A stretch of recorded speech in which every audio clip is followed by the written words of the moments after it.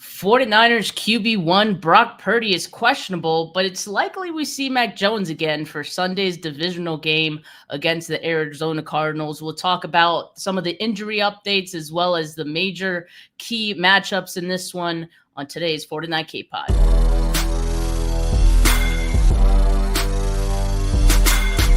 You're listening to the 49 Carats podcast, a 49ers Goldmine production with Stephanie Sanchez.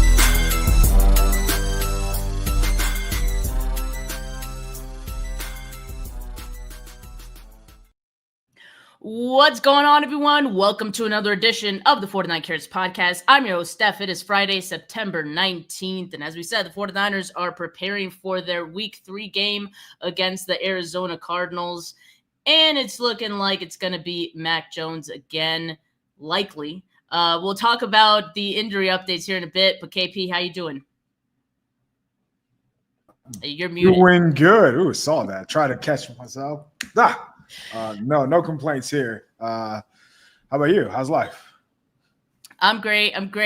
Just excited to be 2-0, and hopefully the 49ers can make it 3-0. So I feel pretty good about it, but with these injuries, it might make some things a little interesting. But I think the injuries actually help the 49ers because Arizona's dealing with some too, which we'll talk about. So let's talk about who's out for this game. So Spencer Burford dealing with the knee injury, wide receiver Jordan Watkins. New injury for Jordan Watkins with a calf injury. He was actually trending towards returning from, the injury he had suffered in the preseason. And, now this is a new injury that happened in Thursday's practice. And Kyle Shanahan said that Watkins is a candidate for IR. So that's unfortunate because the 49ers have been playing musical chairs with their wide receiver depth to this point. And based on what we'd seen from Jordan Watkins so far, I think we were excited for him to make his return, but it seems like we're going to be waiting for a little bit longer.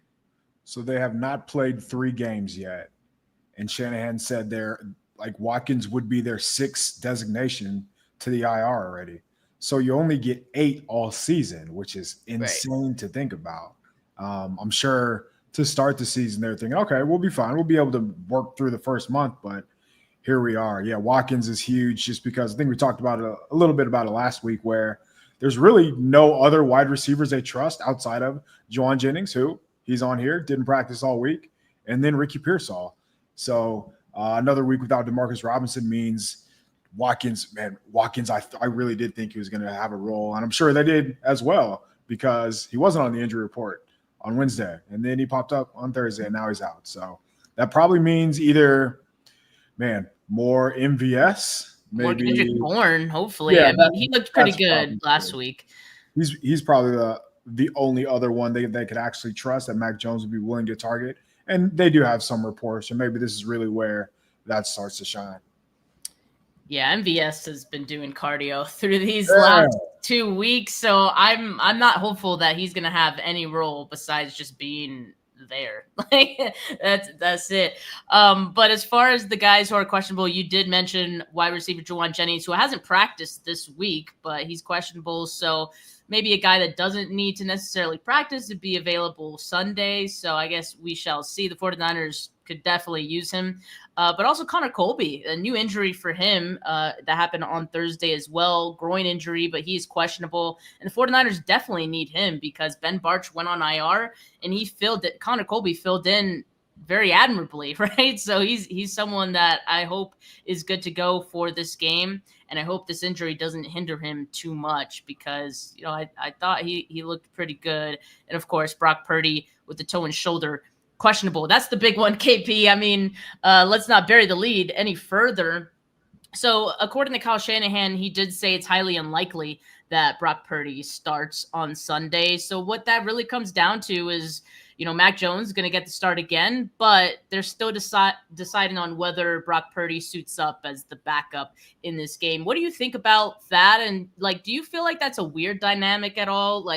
Because I had, people in my comment section the other day saying, oh, that basically means you're benching Brock Purdy for Mac Jones. I don't think I see it that way, but how do you see this?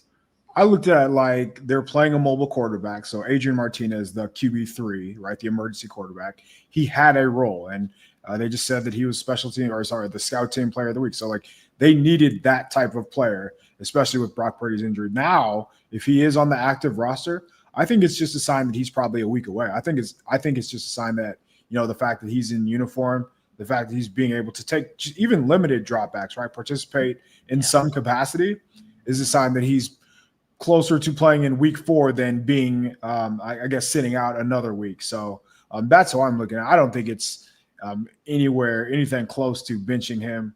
I think Shanahan and Lynch both talked about, well, it's not really about how Mac plays. It's more so like what Brock's body can handle. The fact that he is practicing in limited capacity, but they know that with a turf toe injury, you're not really going to know until game day. Like that's not something you want to play around with. So I think it's kind of just again, a positive sign that he's progressing to the fact that he can wear a jersey on game day and nothing more than that.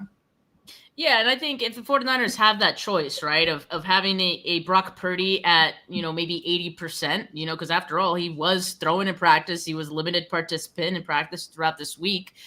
I'd take a Brock Purdy at 80% than an Adrian Martinez at 100%, like any freaking day. I think all of you would as well. So I'm okay with that decision if, that's what it means for Sunday. Again, they're still deciding on that.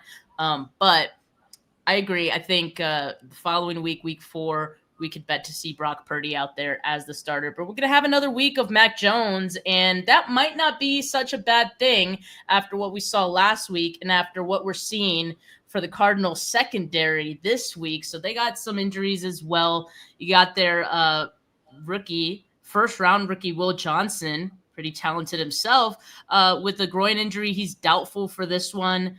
And they placed one of their corners on IR, I believe, earlier this week, right? So the other corner, Max Melton, is going to be questionable, so he'll be available, but you're missing 2 other corners, right? So that's still a pretty significant blow for them. Rest of the names on this list are questionable: Will Hernandez, Paris Johnson Jr., and Tip Raymond. So tell me, KP, like, how does this impact the game? And I'm sure we'll talk about it a little bit more in our favorable matchups, but I mean, this feels pretty major. Or do you feel like it kind of evens things out with how the 49ers are looking at wide receiver right now? Yeah, I mean, it is interesting to think about it like that. But so the IR candidate that you were talking about, Garrett Williams, that was their slot cornerback. So last week, he's pretty much played every snap through 2 weeks. Last week, also on this list, Will Johnson, he played 62 snaps. So like they're down considerable corners just off the bat right there. And then who's the other guy on there? Max Melton. Yeah, Max Melton plays a ton for him, plays a ton for Cardinals as well. So yeah, very shorthanded. That's if you're going into a Kyle Shanahan offense and you're down your top 3 corners, it's going to be tough sledding. Last week, the Cardinals really, really heavily relied on zone coverage. So you would assume that with multiple backup cornerbacks playing, that they're going to be even more passive, so to say. They're not going to want their backups to get beaten in coverage, which is good news for Mac Jones. So Mac Jones, what's his probably biggest weakness? Arm strength. What do you need against man coverage? Arm strength. Against zone, you can use these timely passes. You can throw it to a spot, and that's where he really excelled against the Saints. So assuming that's what we see from the Cardinals, I think it works out in the 49ers' favor more so because, I mean, Ricky Pierce, all the way that he plays, like it's a lot of timing routes with Mac Jones, same with Kendrick Bourne, and then everything underneath with Christian McCaffrey as well. So I think it favors the 49ers, even if Juwan Jennings doesn't play. But that's not to say like they're not going to miss him because, I mean, look at what he did last week. Yeah, for sure. And if Juwan Jennings doesn't play, I sure hope Kendrick Bourne has a greater grasp on, I guess the newest version of the playbook, right? Obviously, he has some familiarity with, the version that he knew when he played with the Niners. That's probably why he was able to come on so quickly and play in that Saints game and contribute and have as many snaps as he did. But yeah, I think another week, I mean, he'd probably be a little more comfortable. And we know he has a connection already with Mac Jones. So I think they could make do, but I'm with you. I think they would definitely miss Juwan Jennings. Perhaps we see a little more of Christian McCaffrey, route running out there as well. So yeah, I think it'll make this matchup definitely interesting. But KP, let's take a look at the Cardinals offense first. So we got Kyler Murray, this guy. We going up against him many times. James Conner as well. They got tight end Trey McBride, and at wide receiver Marvin Harrison Jr., Michael Wilson, Zay Jones. And their offensive line hasn't been too bad this year as well. But, I think the key things, and we're going to start with some of the cautious matchups to start today's show. I think the biggest thing is Trey McBride. And if you look at Trey McBride's stats so far for this year, they're not earth-shattering. I mean, he hasn't gone over 100 yards yet, no touchdowns, but it's the volume, right? I mean, in week 1, 9 targets, week 2, 7 targets, 6 catches in each of those 2 games. And so I think that's the thing. You can't really let him get loose, right? He's still one of Kyler Murray's favorite targets, if not his favorite. I mean, you're not really hearing Marvin Harrison Jr.'s name out there much, but Trey McBride, when they've been in positions to throw the football, which they haven't been much in these first 2 games as well. That's another thing to consider when you're looking at these stats. When they do throw, Trey McBride is who Murray's looking at. And against the Niners, he's had, I guess, modest games, 6 games against the Niners, 31 catches, 280 yards, and a touchdown. He's kind of allergic to touchdowns, right? Like, we've come to know him as that guy, but still someone that I think the 49ers have to be very, very mindful of. Yeah, there's no doubt about it. He's a good player. I was actually did a summer camp this year, and it was with Trey McBride and Mark Andrews, and he was like going against like high school and college kids, just like leaving them. No way. Yeah, it was smoking them. Yeah, he's a really freaking good athlete, but the 49ers, that's like strength on strength right there. That's exactly what you want. So just the way that Fred Warner's played this season has been unbelievable in coverage. And honestly, D Winters has been just as good. So Fred Warner, like statistically, he's been targeted 6 times. He's given up 6 yards in coverage. Like, what are you supposed to do with that? Why did the Saints target him on 3rd and 1 last week? That will still to this day drives me insane. Like, of all the areas that you want to attack them, you're going to go after a player who's probably going to be a Hall of Famer if he just continues the way that he's playing even for a few more years. Did not understand that. But D Winters is showing out in coverage too. So he's been targeted 7 times, but he's doing a lot of underneath stuff. We'll just run and make the tackle after the fact. So both of them are just superb in coverage. So if there is one team that, like, if you're going to go against a team and their strong suit is their tight end, I feel like the 49ers would feel very comfortable, especially with having Winters and Warner back there. So now that they have another linebacker that they could use as a blitzer, it just makes Warner that much better. Well, yeah, last week, the 49ers in a similar situation with Juwan Johnson. We already knew going into that one, that's one of Spencer Rattler's biggest targets. So now going into this week, in that sense, it's a similar game plan, maybe a little different players, and, maybe as far as where they line up. I did think Juwan Johnson had some looks, like he just had a couple drops early in that game. And he did end up getting the touchdown. So it could be a similar situation for McBride where, hey, like, he's going to get his, he's just that good. But for sure, it's going to be a little more difficult. I mean, like we were seeing here, like 6 games and 280 yards between 6 games. Like, that means the 49ers did a damn good job. And I think that has a lot to do with Fred Warner. I agree with you. I think D Winters is really good in coverage as well. So that'll bode well for the 49ers in this matchup.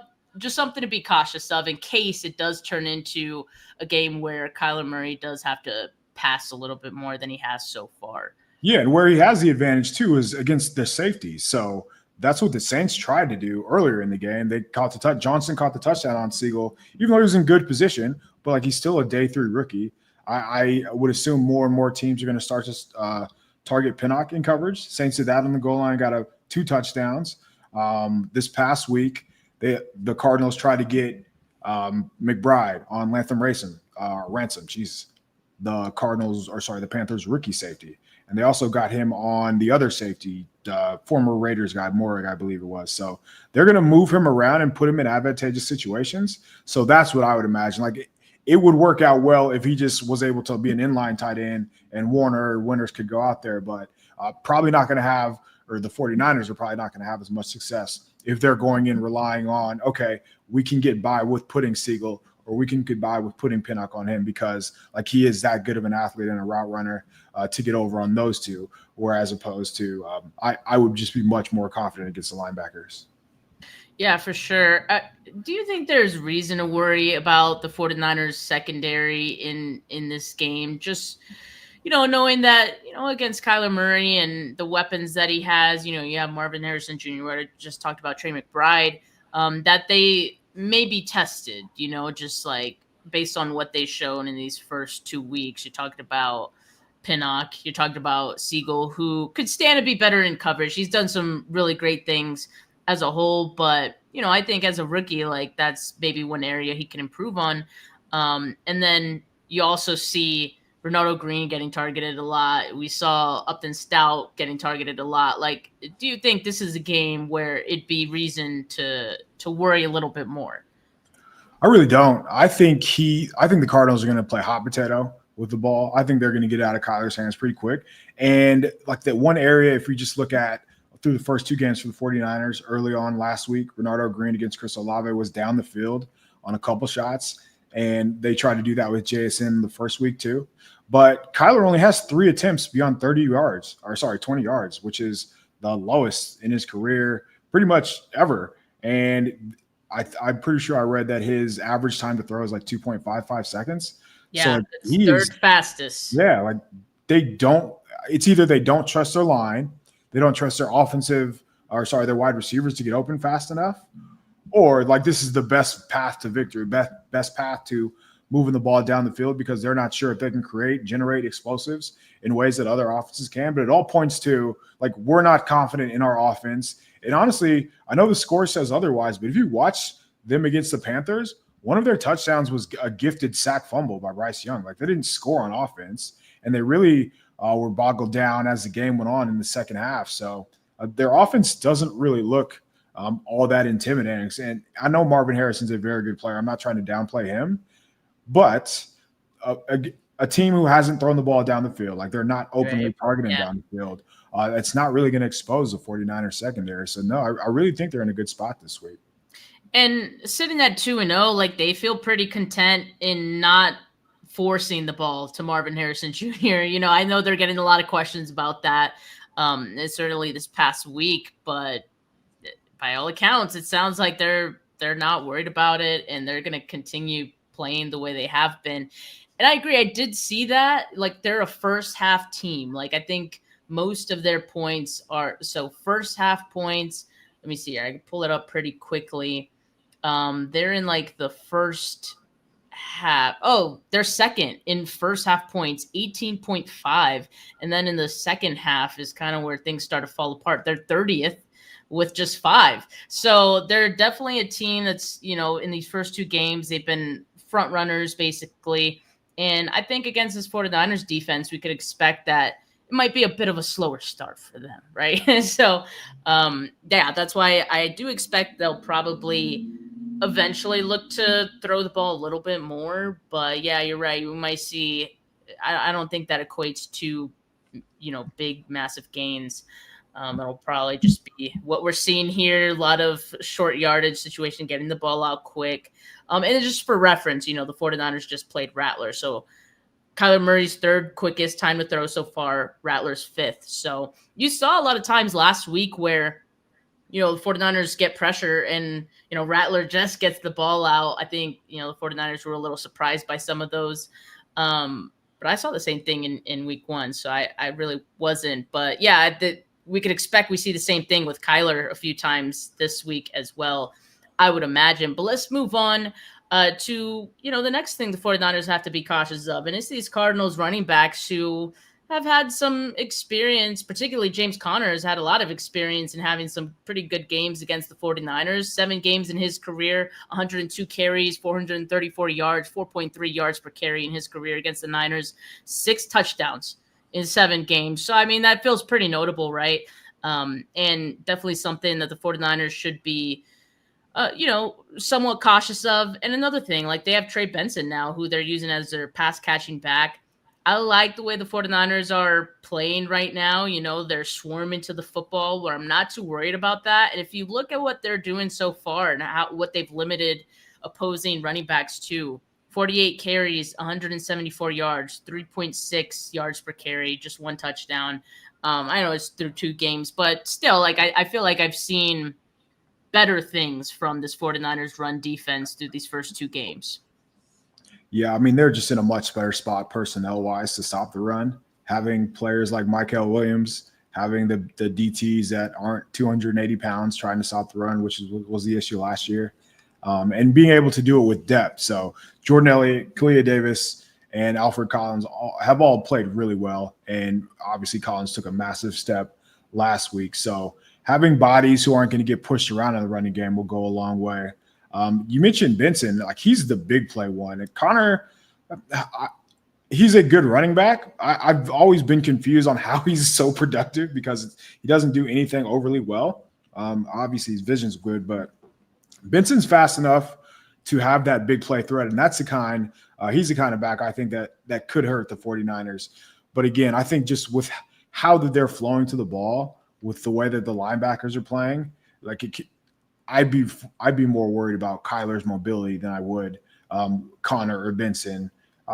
Just having enough success over the game where it's like, wow, the 49ers can't stop the run, because we haven't really came close to that over the first 2 weeks. And as you can see in these 2 games, it doesn't look like he's having much success on the ground. And that was against a Panthers and Saints defense where, I mean, you could take that for what it's worth. So. Yeah, no, for the audio listeners, what we're looking at here, James Conner stat lines: week 1, 12 carries, 39 yards, no touchdowns. Week 2, 11 carries, 34 yards, 1 touchdown. So yeah, modest numbers for James Conner, but I'm not going to be fooled at the same time because, like I said, this is not a reason to feel too comfortable. Like I think he's capable still of having a good game. So just something to look out for if they continue to do what they do. I mean, we were talking about Kamara too last week, right? Like that's something to look out for. I thought they played well against him. Warner getting his sack, his forced fumble. So yeah, I mean, I think if they continue to do what they're doing, they'll be fine against these running backs. But you mentioned Kyler Murray. That's the other part of their run game, that could present itself. And this year, the numbers aren't too crazy. Like so far as a rusher, 14 carries, that's 6th among quarterbacks, 70 rushing yards, that ranks 9th among quarterbacks. There's a lot of quarterbacks in the league that run these days, so he's not really that premier guy anymore. But, the 49ers have had a lot of history where Kyler Murray has ran all over them, right? And in fact, a lot of that happened when Robert Saleh was a defensive coordinator in, 2020 and all that. So I think since then, the 49ers have improved in handling Kyler Murray and his rushing abilities. And then I also think Robert Saleh has gotten more experience dealing with rushing quarterbacks. I mean, as head coach of the Jets, facing Josh Allen quite a bit, you see a thing or two, you learn a thing or two. So, yeah, I think there'll be improvements, but you can never get too comfortable. And looking at his rushing career stats against the 49ers through 8 games, 57 runs, 422 rush yards, 7.4 yards per attempt, 3 rushing touchdowns. So something to always look out for with Kyler Murray. And, any of the players who spoke to the media this week pretty much mentioned the same. Like he's very much respected in that locker room based on what he could do with his legs. Yeah, it is interesting. So there is a sample size of Murray versus Robert Saleh, but that was back in 2019 and 2020. And in those games when the 49ers played Kyler and he was young, right? This is first and second year in the NFL. He averaged 66 yards a game. So like all it takes is one play, and that was the case last week where he had one of those Houdini 30-yard scrambles when he runs around the entire field, outruns everybody. So that's what they have to limit it. I mean, the 49ers know firsthand last year, early in the game, I think it was week 4, where Kyler took off and had that touchdown. I think just Hufanga took a terrible angle, and that's how that happened. But yeah, I am interested to see what the plan is, because that should honestly be the focal point. Make sure that he stays in the pocket, that he cannot break contain, because if he does, it seems like he's either going to check it down, which is what you want, right? Because that's where your strong suit is underneath, or he's taking, whether he's making either getting sacked, he's under pressure, or he's making bad decisions and risking it down the field for low percentage throws. So I feel like taking his leg should be the way that Fred Warner, Nick Bosa talked throughout the week. It makes it seem like that'll be the focal point. But I don't know why you wouldn't make that the focal point. Yeah, Nick Bosa said he's excited about the plan this week, and he said Robert Saleh's got some good tricks up his sleeve. So we'll see what that means. I mean, I definitely think guys that I could see being a game changer for the 49ers on defense this week with the challenge of Kyler Murray. Michael Williams, he looked so good setting the edge against the Saints. I think you look for a similar performance, even getting interior pressure as a pass rusher. You know, he looked good in this one.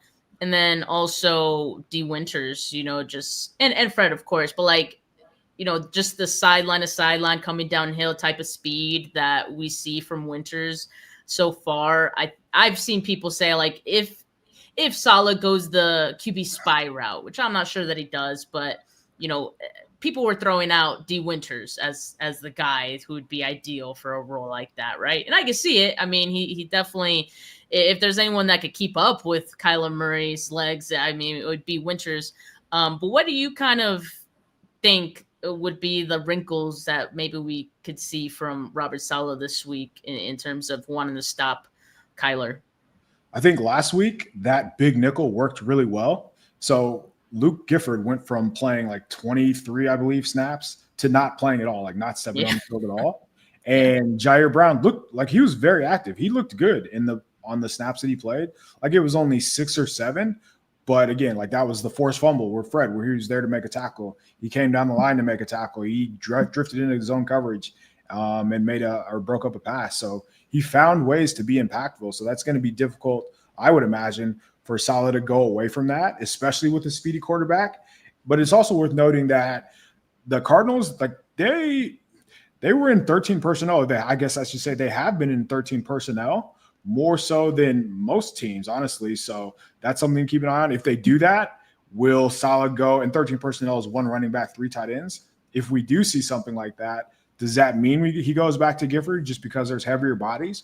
Or is he comfortable enough with leaving Jair Brown on the field? And obviously when it goes to obvious passing downs, and then that's when Upton Stout comes into play. But I like that adjustment to basically just give take someone off of Upton Stout's plate, because his head was swimming a little bit. Why wouldn't it be in week 1? He's playing in the NFL for the first time. And okay, now maybe just worry about man coverage and blitzing, because you're awesome at that, and we're going to let you do what you're good at. So I think that's where the cat and mouse chess game kind of comes into play, to see what kind of adjustments he makes there. But it would be tough to leave Jair Brown off the field based on how he looked last week. Yeah, I thought that was an interesting new wrinkle that Saleh showed so far in these first 2 weeks. There's been different things in each of those games, right, that feels very specific to the game plan of that week. So I think, you know, even based on what Nick Bosa is saying here about Saleh, it's like we could expect maybe even more different wrinkles this week against this Arizona offense. So really excited. I'm looking forward to it. I think the team is excited as well and up to the challenge. Let's take a look at the Cardinals defense. So as we mentioned, there's some injuries to their secondary. Max Melton seems like he's going to play as questionable, right? They got Denzel Burke playing on the other end with Will Johnson being doubtful. Catrell Clark, their slot corner. And on the line, they got a few pretty good, you know, guys who could get after it. Zaven Collins, Calais Campbell's back, Josh Sweat.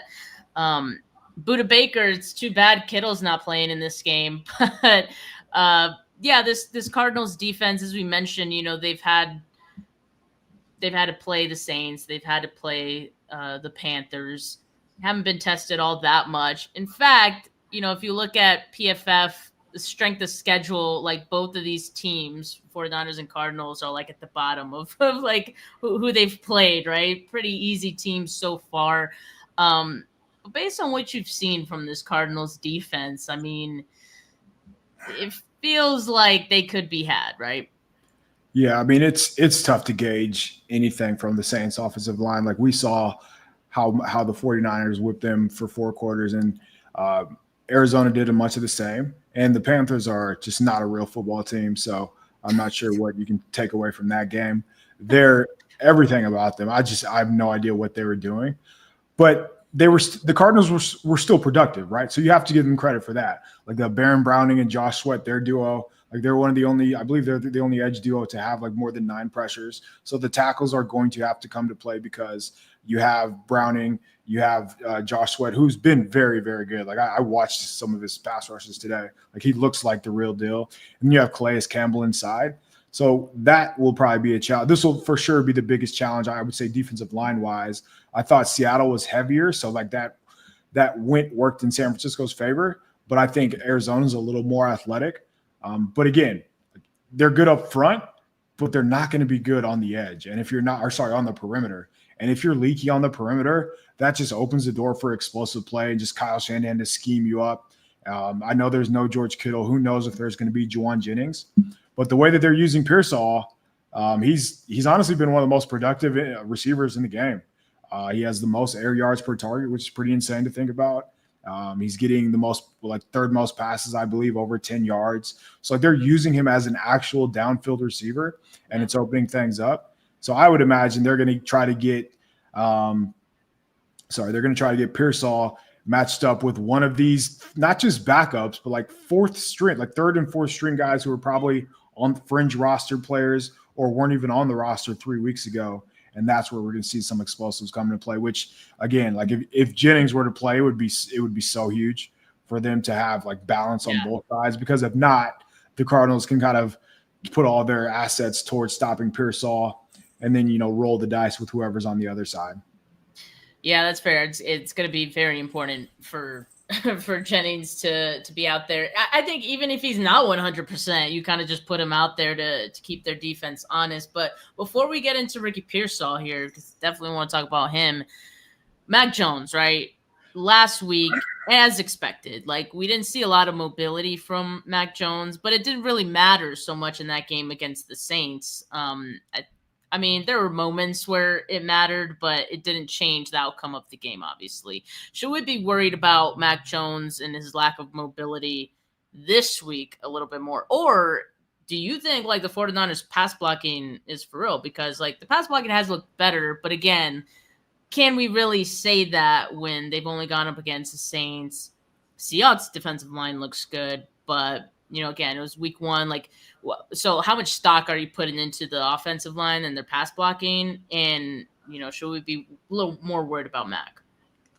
I would say they did a lot of good things last week in pass protection. So, I mean, I would say the first week numbers were due to, like, Purdy was a little bit, I would say he was a little shaky early on in the pocket. So, like, their 60% pressure rate or whatever it was a little exaggerated by the quarterback. But it was almost on the exact opposite end of the spectrum this time around. So they only allowed like a 20.9% pressure rate last week. How much of that was just the Saints not having legit pass rushers? I mean, let's be honest, nobody really challenged them. But it also, like, to be 20.9, that was one of the lowest marks for the 49ers in the past, like, calendar year. So they were very, very good. And I know they're able to do, like, different things in protection and use tight ends and running backs to help out, but this will be far and away their biggest challenge. Like Sweat he's going to be the best edge rusher that they face. Boye Mafe had some success in week 1, but that is Trent Williams basically not doing anything, right? Not doing anything outside of practice. He looked much better last week, and Sweat usually lines up exactly where he is on the screen. So he's probably going to line up over Trent Williams, which is another advantage for the 49ers. Collins is the Sweato linebacker turned edge rusher. I'm not sure he's legit. But Browning is somebody that I would worry about off the bench because at some point the 49ers are going to have to drop back and pass and not be able to put as much help as they can toward the right tackle Colton McKivitz, especially if Connor Colby is not going to play. So you go from Ben Barch to Connor Colby to Drew Moss, like undrafted free agent. I mean, is it Nick Zakel? Like whoever it may be, they're going to have to protect them is what I'm saying. So it just, if you have to protect somebody, it just takes away help from the other person you had initially planned on protecting, which is just something to keep an eye on. Yeah, I mean, if Connor Colby doesn't play, I'd definitely be worried. I mean, that, especially like that'd be giving up interior pressures, like that could be disruptive to Mac, just a guy who doesn't move around. And honestly, even if it was Purdy, that would concern me. But I think for clues of Connor Colby playing or not playing, in the next day or so, you would think we'd hear the 49ers worked out like an offensive lineman or something like that, right? Like, so maybe if we don't hear anything, like that's a good sign. I mean, he's questionable after all. If on Saturday afternoon you see the 49ers elevated Drew Moss and Nick Zakel, like if they're only upgrading, if they're only elevating offensive linemen, probably not great. But like another reason why it no matter who the quarterback would be, it's something to concern about. They have so much depth, or they have enough depth, I would say, where they can move Sweat inside against the guard. So they're going to match up Hunt. And if they are, it's probably going to be against a left guard who has never played a snap in the NFL. Yeah, big challenge coming up for Connor Colby if he does suit up, and we're hoping he does. But let's take a look at the favorable matchups for this one. So I have here 49ers pass catchers, but in this game, it might just be Ricky Pearsall just with all the injuries. Like if Juwan Jennings doesn't play, obviously if Jennings plays, I feel good about him, lump him into this as well. But we're just really not sure if he's going to be playing. So I think for certain, though, Ricky Pearsall has an opportunity to go off in this game, right? So from week 1 to week 2, yes, week 2, just 56 yards, but the week before that, over 100. But you see the targets. He's getting the targets, 7 targets in week 1, 6 in week 2, and that was with Mac Jones. So Mac Jones is looking his way. That's a great sign. And you're right, KP. It's like the targets that he's getting are a little further downfield than what we're used to, 49ers wide receivers getting. We haven't seen this since like Brandon Ayuk, right? Brandon Ayuk had a pretty high target yardage as well. But, I think it's encouraging to see this for Ricky. And as it pertains to the Cardinals and their secondary, well, we already talked about some of the guys that they're going to be missing. And then just last week, you were talking about the Panthers, right? Their offense is maybe, or their team in general, is sputtering a bit. But, Ted McMillan, the rookie wide receiver, and he's a first-round rookie wide receiver, just like Pearsall, right? Went over 100 yards. And Hunter Renfrow got 2 touchdowns. Like, that is okay. If they're doing that, I think the 49ers could maybe feel good about Ricky Pearsall in this game and Juwan Jennings if he does play. Yeah, I think Pearsall not having the production that he's had through 2 weeks without it being by a product of Shanahan's scheme says a lot. Like they're just using him one-on-one, and he's winning on like these isolated routes. And like you said, not just these 5, 7, 8 yard routes. He's winning down the field. So that average that he has averaged the most air yards per target this season, that's 17.7. And that's with players with at least 10 targets. So he has the 3rd most receiving yards down the field, like I mentioned. So outside of Malik Neighbors and Jackson Smith and Jigba, who the 49ers gifted a few of those in week 1, like it's Pearsall. And he's also gaining the 2nd most yards after the catch over expected. So he's going above and beyond than what he's supposed to do. And like I said, he's winning one-on-one without being a product of, just rub routes and different things being picked open. Like he's just winning, and you can't really fake that. So the fact that he has been so successful without much help around him is a really good sign for the 49ers, especially when they get guys back, whether it's 3, 4, or 5 weeks from now. Yeah, for sure. Definitely encouraging.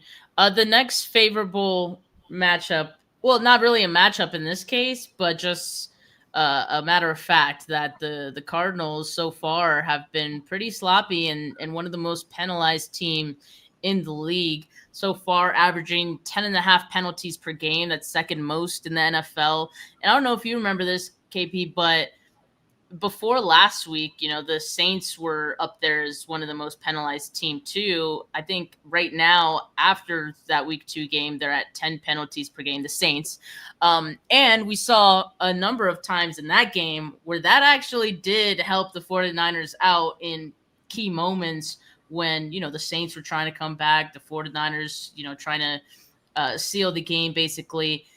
And so we could see something similar for a team that's undisciplined like the Cardinals are. And, I got this stat from the great Andrew Pasquini, his piece on Niners Nation. The Cardinals defense is allowing 23.5 first downs per game. That's second most in the league. And the 49ers right now, as far as third down conversions, they're third in the league, converting 51.72% of them. And the 49ers offense has 47 first downs this season. That's fourth most in the league. So the 49ers having no problem moving the football. And again, maybe that's relative to who they've gone against so far. But, the Cardinals so far also seem susceptible to offenses moving the ball too. So that bodes well for the 49ers in this one. Yeah, and we talked a little bit about like what they do defensively. So they live in zone, and they're probably going to live in zone even more now that they are banged up in the secondary, and that's where Mac Jones is going to thrive. And that's why, even if it is on these underneath routes, I thought Shanahan did a good job last week of just changing it up. Right, he called a screen a tight end screen. He was throwing the ball. He's using McCaffrey as a wide receiver. Think about it. Like, if I have nobody else to throw to, I'm going to get my best player involved. You are not going to limit him to a running back. So Shanahan was really smart in that regard. But last week against zone coverage, Mac Jones threw 34 passes, completed 23 of them for 253 yards in both of his touchdowns. So this is what he does. And I think I might have mentioned this, but Cardinals ran zone 83% of the time last week against the Panthers. So it plays right into Jones' hands. And you can use these timing routes with Pearsall. You can use, hopefully, any in-breakers with Bourne and Jennings, and ideally get McCaffrey involved in the passing game the way that they have. So, yeah, they are sloppy. They give you opportunities to dink and dunk your way down the field, which just means that, honestly, that makes me feel like McCaffrey might have another, 10-catch kind of game. Yeah, I'd look forward to that. And, hopefully, we see even some checkdowns here and there. Mac was holding on to the ball quite a bit, which, again, reflects well on the offensive line, gave him time. But yeah, if he wants to get the ball out a little quicker this week, he'll have options, I think, of McCaffrey and things underneath. So yeah, I feel good about what the 49ers could do offensively. And I don't want to be biased, KP, but I do think I'd favor the 49ers in this one. Just feels like a good matchup as far as what the 49ers offense could do against this defense this week, even with the injuries that they're facing. Yeah, I think the 49ers being favored with a backup quarterback in a divisional game kind of tells you all you need to know about the Cardinals, right? So yes, they've won against inferior foes, inferior competition, but this is a pretty big step up in class. And Mac Jones doesn't have to go out. He doesn't have to be Superman. He doesn't have to throw for 400 yards and 4 touchdowns for them to win. He just needs to run the offense. They still have enough talent to survive. They scored 26 points on the road with a backup in his first game. So I would imagine for a home opener, Shanahan's going to show out a little bit, probably have some tricks up his sleeve, and have something for Pearsall or McCaffrey. And again, I think the defense is really going to be the difference here, where the Arizona has gone in so many stretches without scoring that I think this is going to be a pretty big challenge for them, and they're going to look a little lost and confused. Yeah, I definitely hope so. My score prediction this week was 27-22. And I think, honestly, it's just going to be a matter of the Cardinals feeling like they're going to have to pass a little bit more than they have in these first 2 games. And, maybe with that, they get some extra points. But, yeah, I think the 49ers win this one, and it looks dominant again, hopefully. Yeah, I think it's going to be 24-20. I think Kyler's going to have one of those runs, right? One of those plays where you're like, come on, like you guys you spent all week doing this and you let him do that. But I wouldn't be surprised if Marvin Harrison gets one as well. But those are what, 2, 3, 4 plays over the course of a 50, 60 game sample size. I think the 49ers defense is going to be they're going to be fine with giving up 1 or 2 and ultimately holding them to field goals. And I think the 49ers in the red zone is going to be the difference. So the Mac Jones will be efficient down the field. And then McCaffrey being back, which he's already made a difference in the red zone, that's where he comes through. I think he's going to score again. I think actually McCaffrey scores a couple times this game. Whew, okay. Yeah, I'd like for that to happen. And on the defense side, bend, don't break. That's kind of been their thing so far this season. They haven't quite put it all together, but when they do, ooh, baby, watch out. All right, but yeah, this was a great breakdown of Sunday's game. Again, if you guys are late to it, make sure you run it back, rewind. But thanks to everyone that tuned in, everyone in the live chat. Make sure you like this video. Make sure you subscribe to the channel if you haven't yet. As always, head to Niners Nation so you check out some of the latest pieces breaking down this matchup as well.